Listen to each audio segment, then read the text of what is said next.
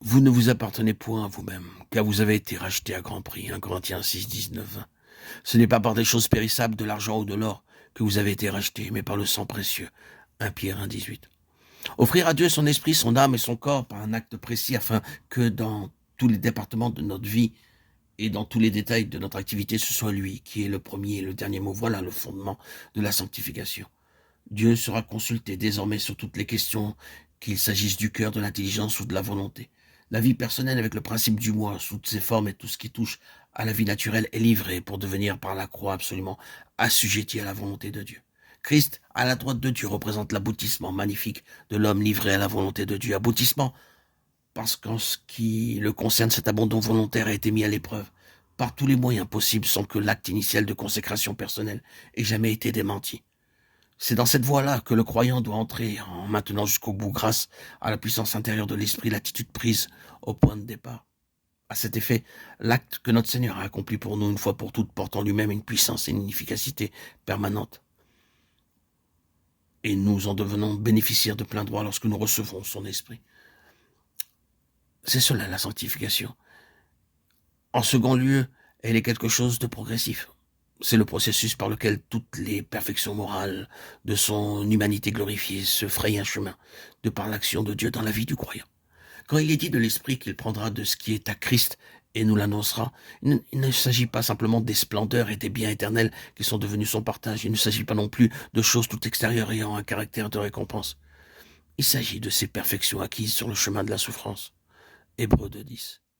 Le croyant doit en avoir sa part, car ce n'est qu'alors qu'il pourra partager la gloire qui repose sur une humanité parfaite et qui a retrouvé, pour ainsi dire, son pays natal. La cause de cette gloire, c'est que Dieu maintenant est absolument satisfait. Par le simple fait de le contempler, nous sommes transformés et nous passons d'un degré de gloire à un autre degré de gloire, comme par le Seigneur l'Esprit. 2 Corinthiens 3:18.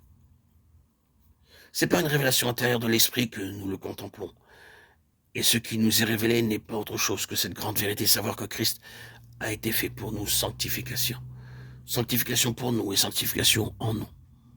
Je vois maintenant par l'Esprit que la sanctification, ce n'est pas batailler pour devenir meilleur. C'est le fruit approprié par la foi de la lutte et la victoire de Christ. Ce n'est pas une amélioration morale résultant de mes efforts ou de mon attention. C'est la vision et la compréhension des perfections morales de Christ, telles qu'elles ont été acquises à mon intention. Christ dans la gloire représente le modèle que le Saint-Esprit a constamment sous les yeux, auquel il cherche à conformer mon être intérieur. Ce qu'il demande de moi, c'est que je cède, que je m'abandonne, que je croie, que j'obéisse. Il se rend compte que tout cela ne va pas tout seul et il est prêt à devenir ma force, pourvu que, de mon côté, renonçant à la passivité d'esprit, je prenne une attitude positive et me prête à ses intentions. Ainsi, Christ à la droite de Dieu signifie pour nous sanctification. C'est notre union à lui par le Saint-Esprit qui explique notre sanctification. Et ce qui est vrai de la nouvelle naissance comme point de départ et de la sanctification en tant que processus général auquel tout se ramène, est vrai aussi de l'éducation par laquelle Dieu nous fait passer.